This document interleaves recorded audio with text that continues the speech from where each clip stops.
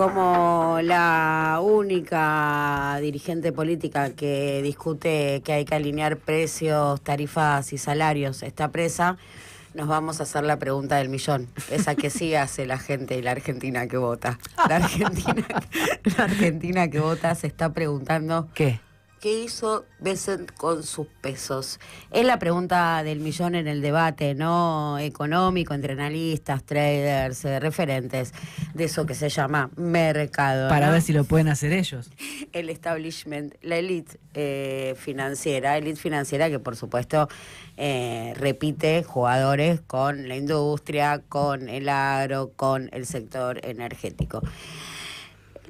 Vamos a reponer que el Tesoro norteamericano, en plena tensión cambiaria, en la agudización de la corrida previa electoral, vuelca en el mercado único y libre de cambios casi 2.000 millones de dólares. Hay quienes dicen que fueron 2.100, hay quienes dicen que fueron 1.800. No hace el caso esa diferencia de 300 palos verdes. Vuelca, vamos a convenir 2.000 para llegar a un número de consenso. Liquida 2.000 millones de dólares, eso hace bajar, por supuesto, el precio de la divisa. ¿Cómo es la operatoria? Cuelga la oferta en el mercado único y libre de cambios. Vamos a decir que el mercado único y libre de cambios acceden nada más que las personas físicas.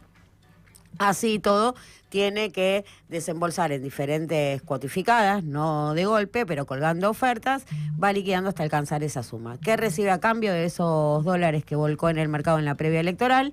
Un bono del Banco Central nominado en pesos. O sea, un bono que paga en pesos porque él vende dólares y cobra pesos. Un bono que genera rendimientos, por supuesto, como son los pasivos del Banco Central. Abro un paréntesis para decir que colocó un pasivo del Banco Central, los pasivos que este gobierno vino a sanear.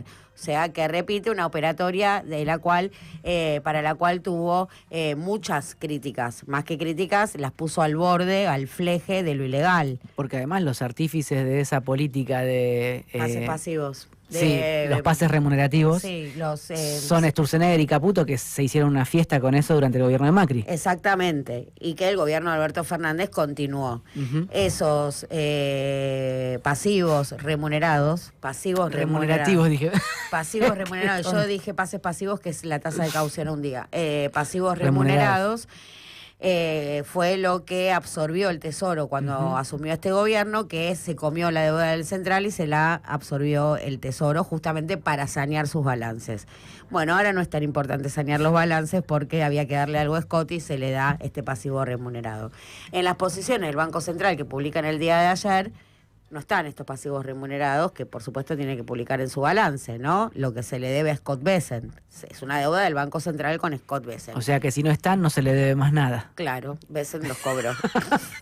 Uno, lo primero, digo, todo esto, porque acá sí hay pleno consenso, y no importa con qué referente hables, expresidentes del Banco Central, exfuncionarios, gerentes actuales de banco, representantes de sociedades de bolsa. Estoy hablando con quienes tuve intercambio en las últimas 12 horas. Todos coinciden en la tremenda opacidad en la que se mueve todo esto. Digo, no hay quien desconozca la opacidad. Incluso los que están celebrando y muy contentos con este periodo que se inauguró a partir del contundente respaldo político al gobierno de Javier Milei, que son en su mayoría estos mismos que reconocen la opacidad. Los mismos que reconocen la opacidad están chochos con lo que está pasando. Esto es así, digo, había anticipado yo en nuestro encuentro del lunes que iba a participar ayer de una fiesta, porque realmente era una fiesta de una sociedad de bolsa donde había muchos representantes, muy optimistas todos. Ahora vamos a contar eso, pero cerremos qué pasa con los pesos de Bessent. Entonces, Bessent cobró esos papelitos dijimos que se cobran en pesos, con una tasa, y la pregunta es, ¿se llevó los pesos a Estados Unidos? El billete de 1.000. No, hizo un rulo. Digo, el billete de 1.000 porque tenemos 1.000, 20.000, 10.000 y 20.000. Digo, imagínense. Una torta de billete de 20.000. A mí, yo que cobro muy poco en uno de mis trabajos, me pagaron la semana pasada todo con billete de 1.000. Directamente, y a partir de ahí fui a lo de un acreedor. Es lo que pasa cuando uno cobra, inmediatamente se da vuelta y habla con el acreedor. Bueno, le voy a pagar al acreedor, me dice, ¿estás trabajando de moza? Son las propinas. ¿Qué son las propinas? No, de Uber le hubieras dicho. Entonces, no, porque Uber es todo digital ahora, nadie paga Uber. Es bien propinero, el billete de 1000 es de propina, Di Pierri. ¿Cómo se nota que hace mucho que no trabaja? No tomo Uber, tomo transporte público yo. Claramente Scott Bessent no se llevó los billetes de 1000 a Estados Unidos y ahí se abren las versiones, porque una vez más vamos a marcar el ostracismo en todo esto. Entonces, primera versión, y entiendo que esto fue empujado fuerte desde el oficialismo, desde el Ministerio de Economía, es, no, ellos activaron un tramo del swap, esta versión y sólida, o sea, expuesta por personas serias, con nombre y apellido.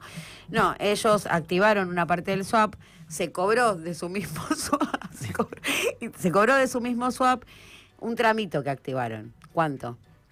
Un tramo de los 20.000 deben haber activado, te responden. Muy poco serio. Muy poco serio. Efectivamente, digo, no hay activación del swap porque el swap es un convenio con el Banco Central y lo que debe verse reflejado para determinar si se activó o no se activó un tramo del swap, primero es el monto total en las reservas, que es 20.000. A partir de ahí tiene que decir, bueno, vamos a convenir que se pueden usar para tal fin esto. ¿Cómo son los swap? Los swap no se pueden activar si no hay una previa, una declaración, hay que escribirlo. Es como un contrato, un acuerdo.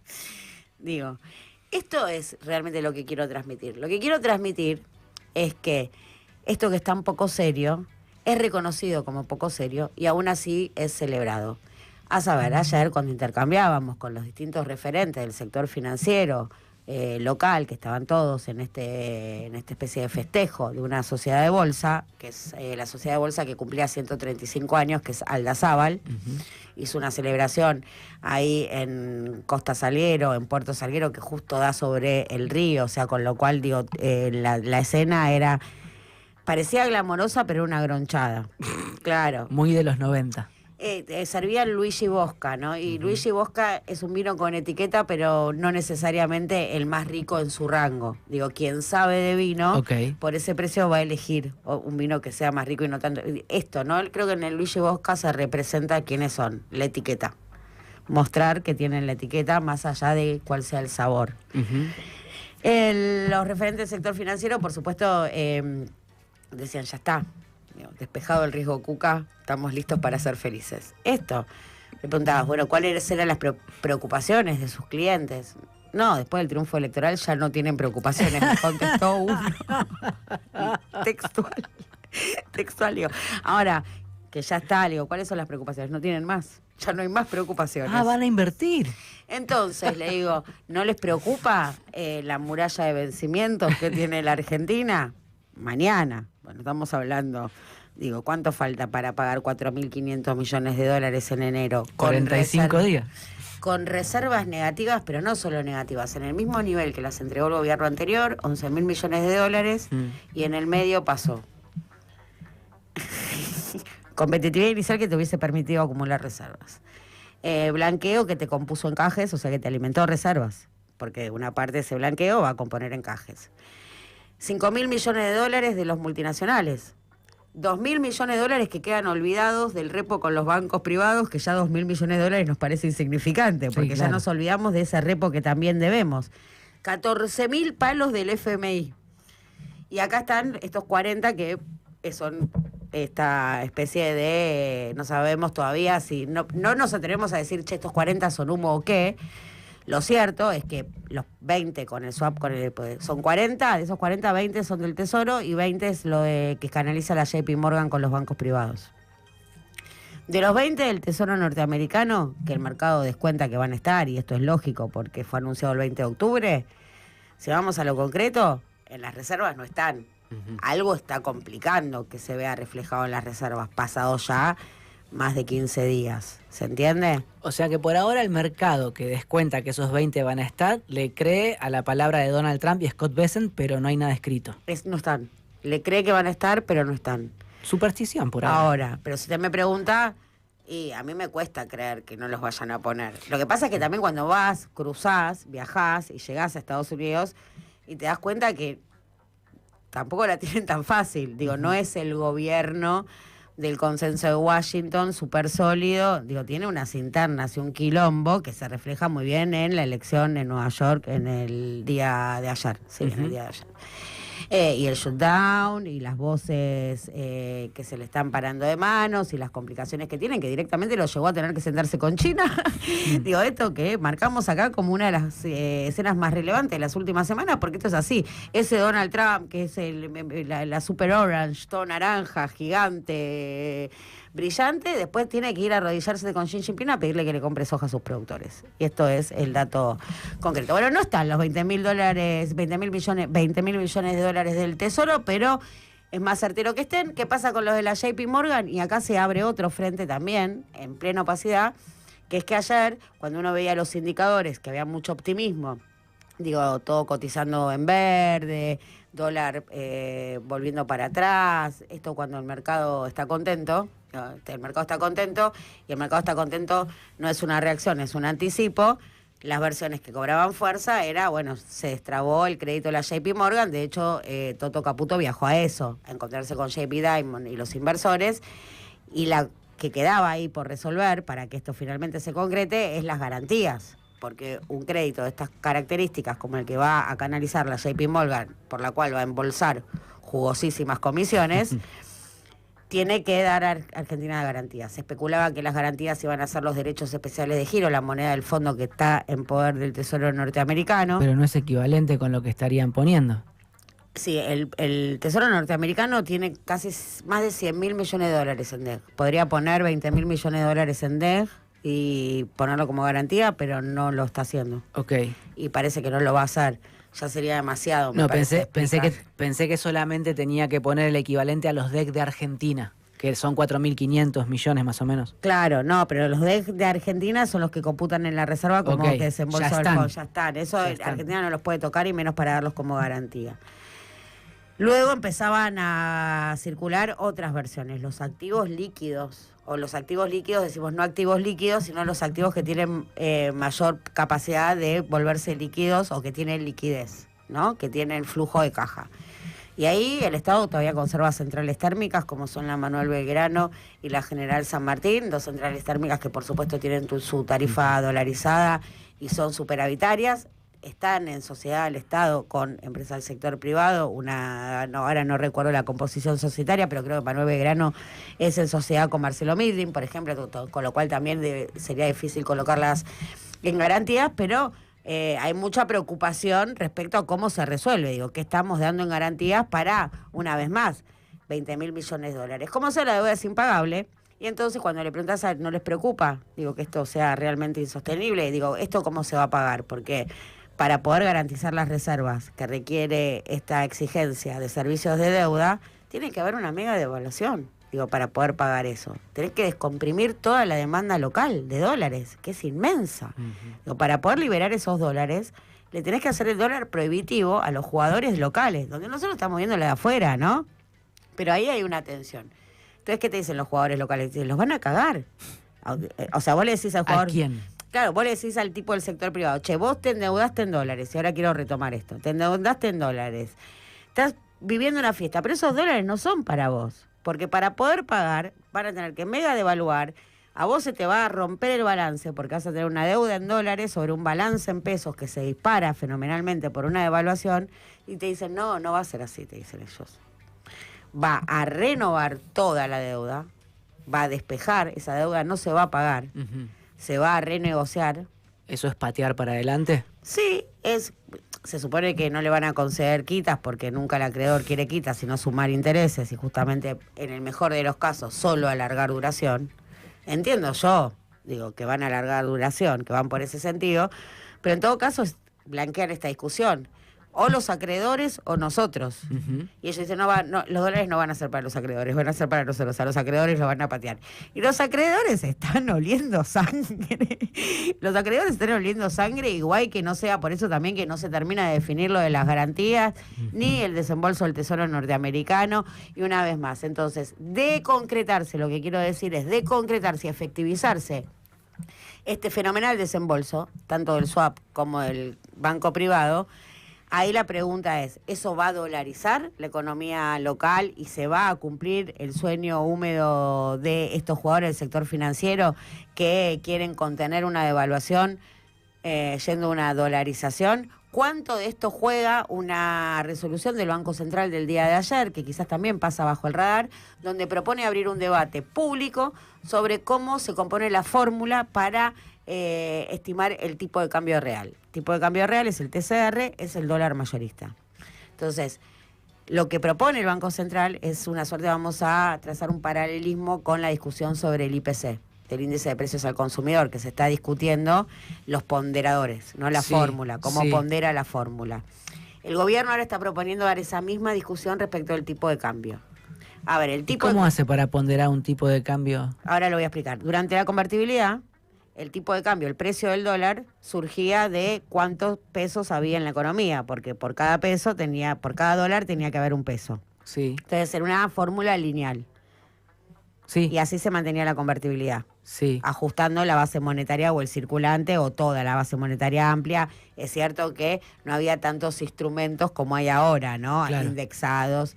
Pero básicamente el tipo de cambio real, el TCR, el tipo de cambio, se llegaba peso contra dólar porque era convertible. Con el avance de los 3 gobiernos kirchneristas, esa fórmula se fue complejizando. También durante, vamos a decir, la gestión de Roberto Lavagna, que cruzó a Duhalde y a Néstor Kirchner, para no decir que empezó con Néstor Kirchner, sino que empezó mucho antes con Duhalde, justamente con el default y este reajuste del esquema cambiario de un modelo de dólar alto. En la fórmula para llegar a cuánto tiene que valer el dólar, se considera, por supuesto que sí, el circulante, la base monetaria, bla, exportaciones, digo, no...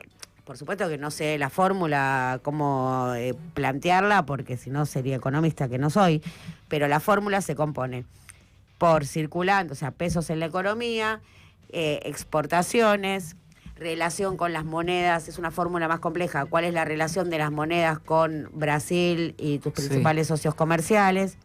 Con lo cual vos llegas a un tipo de cambio donde hay un poquito de cada cosa. ¿Vio cuando usted dice mi alquiler ajusta por un poquito de RIPTE, por un poquito de IPC? Digo, es una fórmula que por evolución del dólar. Entonces yo hago un promedio, 10% del RIPTE, así es como se compone hoy el tipo de cambio. Entonces lo que quiere discutir el gobierno es cuáles son los componentes que se van a ponderar, o sea, las variables que se van a incluir. Entonces genera muchas suspicacias. Digo, ¿qué quieren meter? A ver, porque uno puede decir, bueno, el IPC, vamos a discutir los ponderadores, es una discusión entre el consenso. Digo, todos nosotros estamos de acuerdo con que no está reflejando realmente nuestra canasta de consumos de bienes y servicios, ese ponderador. Me parece que esto estamos, no hay que discutir cómo se pondera el IPC, claramente nadie compra más diario en papel y no se considera streaming, por ejemplo.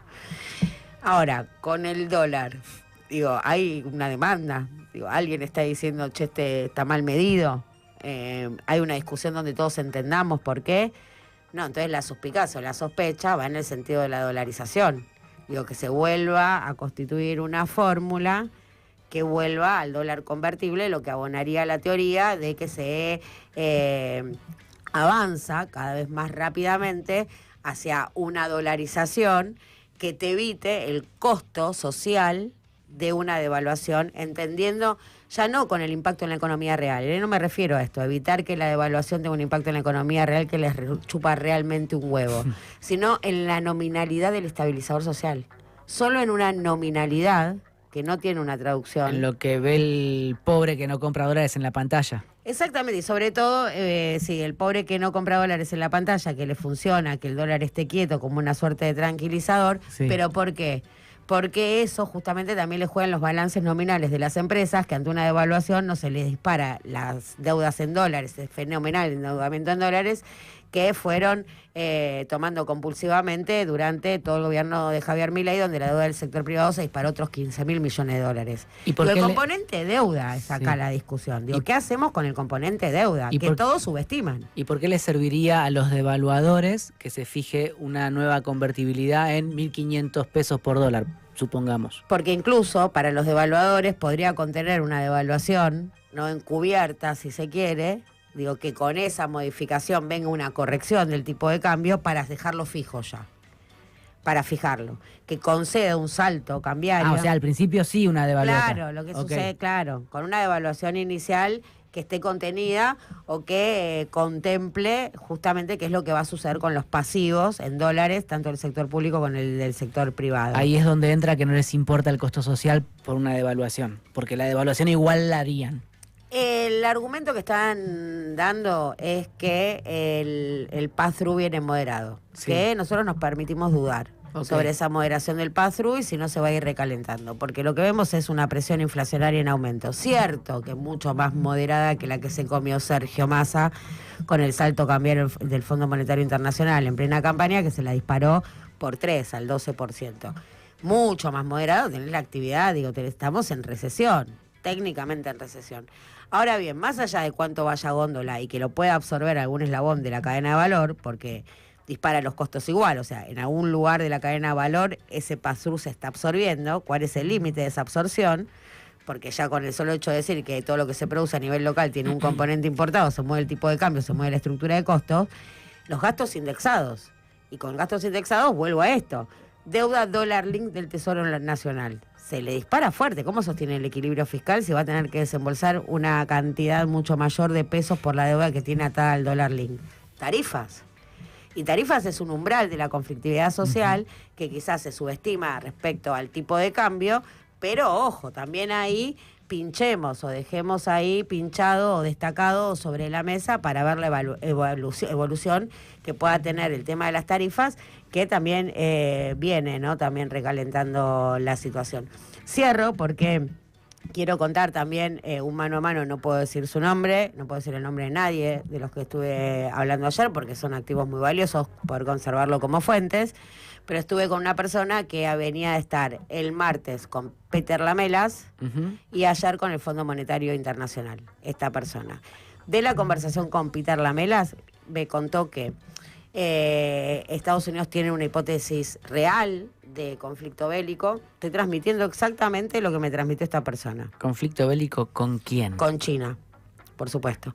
Que ese conflicto bélico que va a ser una guerra de ultramar, que va a ser en el océano, que no va a ser en el continente. En el continente, pero sí que esa guerra de ultramar va a ser acá en la puerta de casa, tipo, porque fíjate, digo, miremos el mapa.